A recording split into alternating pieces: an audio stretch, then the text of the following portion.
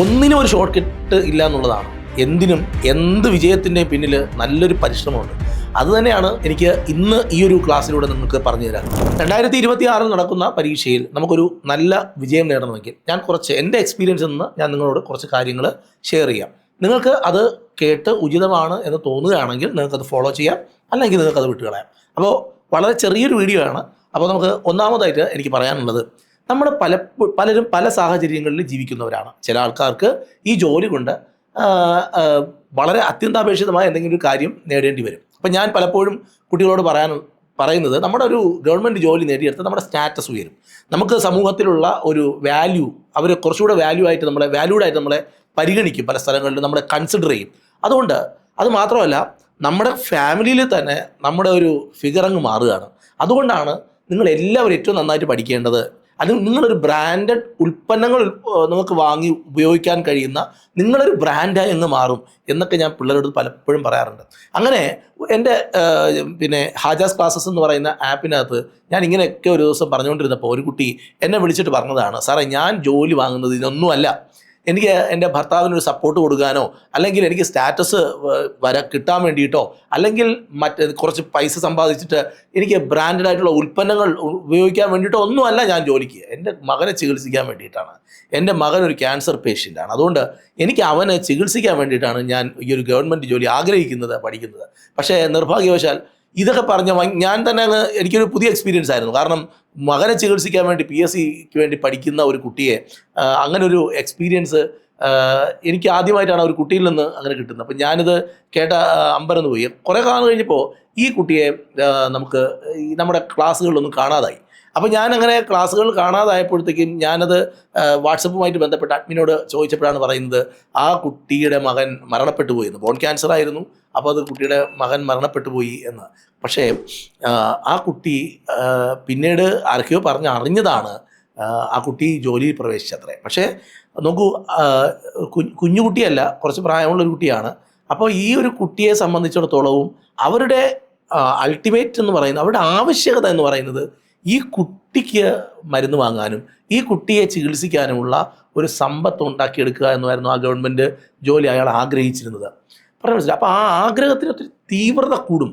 അത് അങ്ങനെയാണ്. പലരും ഇപ്പോഴും PSCക്ക് പഠിക്കുന്ന പലരും വിചാരിക്കുന്നത് ഈ PSC വഴി ജോലി കിട്ടിയ പലരും ഭയങ്കര ബ്രില്യൻ്റ് ആയിരുന്നു, എക്സ്ട്രാ ബ്രില്യൻ്റ് ആയിരുന്നു. എൻ്റെ പൊന്നു പിള്ളേരെ, സ്കൂൾ ക്ലാസ്സുകളിൽ വിജയിച്ച പലരും ജീവിതത്തിൽ വിജയിച്ചിട്ടില്ല. സ്കൂൾ ക്ലാസ്സുകളിൽ ഏറ്റവും നല്ല മാർക്ക് സ്കോർ ചെയ്ത് സ്കൂളിലെ ഏറ്റവും ടോപ്പിൽ നിന്ന പലരും ജീവിതത്തിൽ പരാജയപ്പെട്ടു പോയിട്ടുണ്ട്. ചിലപ്പോൾ ആഫ്റ്റർ മാരേജ്, അല്ലെങ്കിൽ അവർ ഒരു ജോബിലേക്ക് പ്രവേശിക്കുന്നതിന് മുമ്പ് ഇങ്ങനെയൊക്കെ പലപ്പോഴും പലരും വീണ് പോയിട്ടുണ്ട്. പക്ഷെ നിങ്ങളെല്ലാം വിചാരിക്കുന്നത് സ്കൂളിലൊക്കെ ടോപ്പ് വാങ്ങിച്ചവരൊക്കെ നല്ല ഉദ്യോഗസ്ഥരായി, നല്ല നല്ല ജോലിയിൽ പ്രവേശിച്ചിട്ടുണ്ട്, അവർ നല്ല ശമ്പളം വാങ്ങുന്നുണ്ട് എന്നൊക്കെയുള്ള ധാരണ നിങ്ങളുടെ മനസ്സിലുണ്ടെങ്കിൽ അതിനെയൊക്കെ മാറ്റിവെക്കുക. 10ാം ക്ലാസ്സിൽ ഒരുപാട് തവണ തോറ്റവരും, അതായത് ഡിഗ്രി എഴുതിയെടുക്കാൻ കഴിയാതിരുന്നവരുമൊക്കെ ഇന്ന് PSC വഴി ജോലി കിട്ടിയ ലിസ്റ്റിലുണ്ട്, അല്ലെങ്കിൽ അങ്ങനെ ജോലി നേടിയവരുണ്ട്. എനിക്കറിയാം. ഞാൻ പറയുന്നത് എൻ്റെ ഹാജാസ് ക്ലാസ്സസിലെ ആപ്പിൽ നിന്നുള്ള ഒരു എക്സ്പീരിയൻസ് വെച്ചിട്ടാണ്, ഞാൻ പോയി ക്ലാസ് എടുത്ത ഓഫ്ലൈനിലെ ഒരു എക്സ്പീരിയൻസ് വെച്ചിട്ടാണ് ഞാൻ ഈ പറയുന്നത്. അപ്പം നമ്മുടെ ആവശ്യകത എന്താണ് എന്നുള്ളതാണ് പ്രധാനം. നിങ്ങൾ PSC കിട്ടുമോ PSC കിട്ടൂലയോ എന്നൊക്കെ നിങ്ങൾക്ക് തീരുമാനിക്കുന്നത് നിങ്ങളുടെ നീഡാണ്. നിങ്ങൾക്ക് ആ നീഡുണ്ടെങ്കിൽ, നിങ്ങളുടെ നീഡിൻ്റെ ഇൻറ്റൻസിറ്റി എത്രയുണ്ടോ അതിനാണ് ഈ ഒരു ജോലി. പറഞ്ഞ് മനസ്സിലായോ? അല്ലാതെ നിങ്ങളുടെ ബുദ്ധിയോ നിങ്ങളുടെ ശക്തിയോ നിങ്ങളുടെ കുടുംബ പാരമ്പര്യമോ ഇതൊന്നും PSC നേടാൻ ഒരു ഇതല്ല. PSC നേടണോ നിങ്ങളുടെ ആവശ്യകത 1. 2, നമ്മുടെ ചാനൽ കണ്ടോ, നമ്മുടെ ചാനലിനകത്ത് ഇപ്പോഴത്തെ വീഡിയോ ഒക്കെ എടുത്ത് നോക്കിയാൽ നല്ല ക്ലാരിറ്റിയാണ്, കണ്ടൻ്റ് എല്ലാം നല്ല സൂപ്പറാണ്. പക്ഷേ വ്യൂ ഇല്ല, കാണാൻ ആളില്ല. 500-600 പേരുള്ളൂ. പണ്ട് നമ്മൾ ബ്ലാക്ക് ബോർഡിൽ ചോക്കട്ട് എഴുതിയപ്പോഴത്തേക്കും ഉണ്ടായിരുന്ന വ്യൂ 2020-ലും 2021-ലേക്ക് ഓരോ വീഡിയോ എടുത്ത് നോക്കിയാൽ ഒരു വീഡിയോയും 50Kയുടെ താഴെയില്ല. എല്ലാ വീഡിയോയും 50Kയുടെ മുകളിലാണുള്ളത്. 1 lakhും 2 lakhും 2.5 lakhും 3 lakhും ഒക്കെ അടിച്ച വീഡിയോകളാണുള്ളത്. പക്ഷേ ഇപ്പോഴും നമുക്കൊരു വിഷമമില്ല. കാരണം എന്നറിയാമോ, നമുക്കിത് കിട്ടിയൊരു ശിക്ഷയാണ്. എന്തെന്നറിയാമോ, നമ്മൾ കൺസിസ്റ്റൻ്റ് ആയിട്ട് ഒരു കാര്യം ചെയ്യാത്തത് കൊണ്ട് കിട്ടിയ ശിക്ഷയാണ്. എൻ്റെ പൊന്നു പിള്ളേരെ, ഈ ലോകത്തെ ഏറ്റവും പ്രധാനപ്പെട്ട വാക്ക് ഏതാണ് ഇംഗ്ലീഷിൽ എന്ന് ചോദിച്ചാൽ ഞാൻ പറയും കൺസിസ്റ്റൻസി ആണെന്ന് പറയും. തുടർച്ചയായി നമ്മളൊരു കാര്യം ചെയ്യുക എന്നുള്ളതാണ്.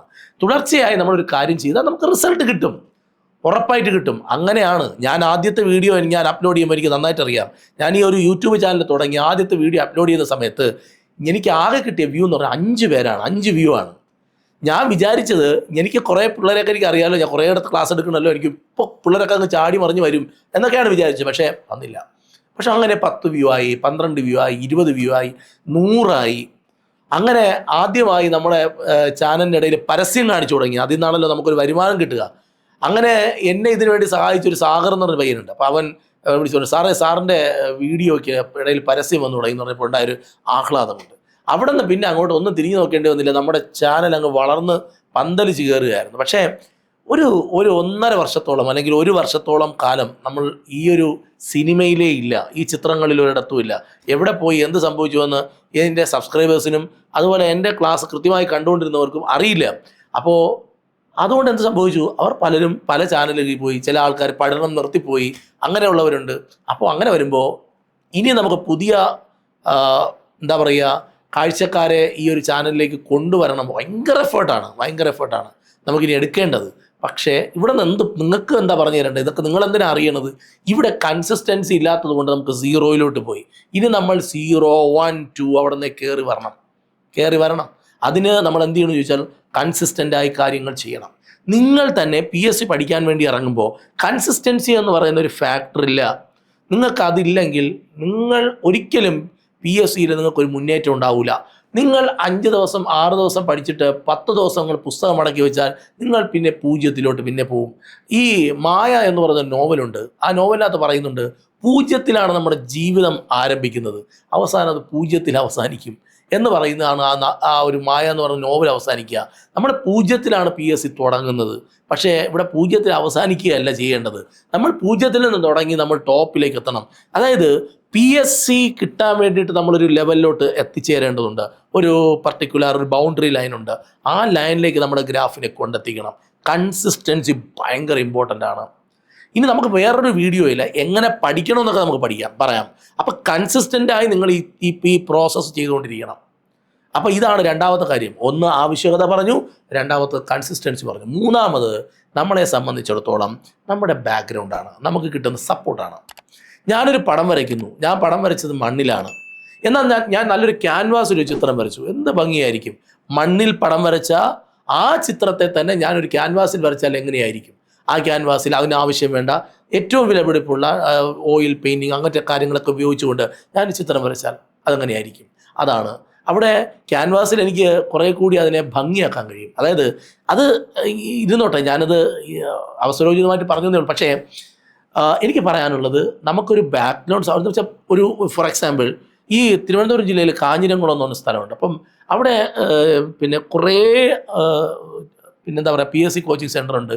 അവിടെ PSC കോച്ചിങ് സെൻ്ററിൽ അവിടുത്തെ ഒരു ചുറ്റുവട്ടം, അവിടുത്തെ ഒരു അന്തരീക്ഷം എന്ന് പറയുന്നത് PSC പഠിക്കാൻ ഏറ്റവും മികച്ച ഒരു അന്തരീക്ഷമാണ്.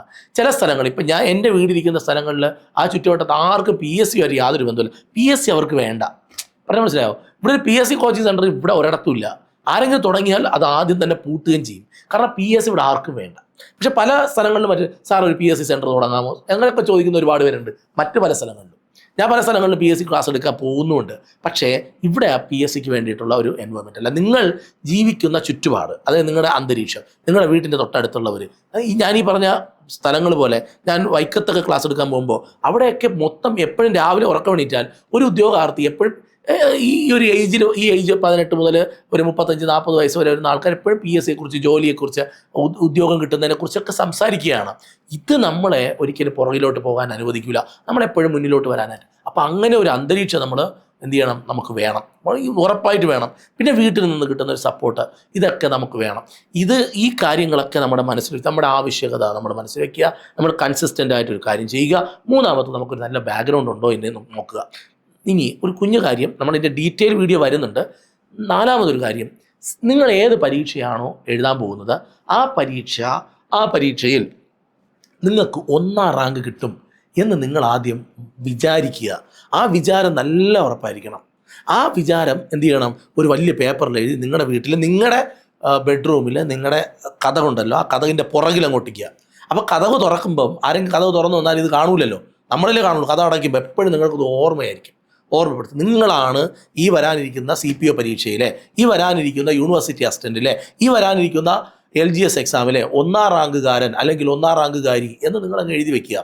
ഇത് നിങ്ങൾ എന്തെങ്കിലും ഒരു കാര്യം ചെയ്യണം എന്ന് വിചാരിച്ചാൽ നിങ്ങളത് എഴുതണം. നിങ്ങൾ വിചാരിച്ചിട്ട് കാര്യമില്ല, നിങ്ങൾ എഴുതണം. എഴുതിയാൽ അത് നടക്കും. നിങ്ങൾ ചെയ്തു നോക്ക്. ഞാൻ ഈ പറയുന്ന ഈ സംഭവം എഴുതി വെച്ചിട്ട് 1ാം റാങ്ക് വാങ്ങിച്ച കുട്ടിയുണ്ട്, 2ാം റാങ്ക് വാങ്ങിച്ച കുട്ടിയുണ്ട്. എഴുതി വെച്ചിട്ട് ചെയ്യണം. നിങ്ങൾക്ക് എഴുതി വെച്ചിട്ട് നിങ്ങൾ ചെയ്യാൻ നോക്കിയേ. അപ്പോൾ ഇന്നത്തെ വീഡിയോ ഇവിടെ അവസാനിക്കുകയാണ്, തീർന്നില്ല. എനിക്ക് ഒരുപാട് കാര്യങ്ങൾ നിങ്ങളോട് പറയാനുണ്ട്. ഇതിൻ്റെ പാർട്ട് 2 വരും. അപ്പോഴത്തേക്ക് നമുക്ക് ഓരോ കാര്യവും ഡീറ്റെയിൽ ആയിട്ട് പറയാം. ഇനി നമുക്ക് സിലബസിനെ കുറിച്ച് പറയാനുണ്ട്, പ്രീവിയസ് ക്വസ്റ്റ്യൻ അനാലിസിനെ കുറിച്ച് പറയാനുണ്ട്, പിന്നെ ഓരോ ക്ലാസ്സുകളും എങ്ങനെ പഠിച്ചു മുന്നേറണം, എങ്ങനെ റിവിഷൻ ചെയ്യണം, ഇതൊക്കെ നമുക്ക് നോക്കണം. ഓരോന്നായിട്ട് നമുക്ക് നോക്കാം. ഇത്രയും കാര്യങ്ങൾ നിങ്ങൾ നന്നായിട്ടൊന്ന് അനലൈസ് ചെയ്യുക. നമ്മുടെ ചാനൽ കൃത്യമായിട്ട് ഫോളോ ചെയ്യുക, സപ്പോർട്ട് തരിക. അപ്പോൾ ആരെങ്കിലും ഈ ചാനൽ സബ്സ്ക്രൈബ് ചെയ്യാനുണ്ടെങ്കിൽ സബ്സ്ക്രൈബ് ചെയ്യുക, പിന്നെ ലൈക്ക് ചെയ്യുക, എല്ലാ വീഡിയോസിനും ഒരു കമൻറ്റ് ഇടുക. ആ കമൻറ്റിലൂടെയാണ് നമുക്ക് എന്ത് ചെയ്യേണ്ടത്, ഒരു ഫിനിക്സ് പക്ഷിയെ പോലെ നമുക്ക് പറന്നുയരേണ്ടത്, ഉയർത്തെണീറ്റ് വരേണ്ടത്. എന്തായാലും ഒരു ശുഭാപ്തി വിശ്വാസം വേണം. നമ്മൾ ജോലി നേടി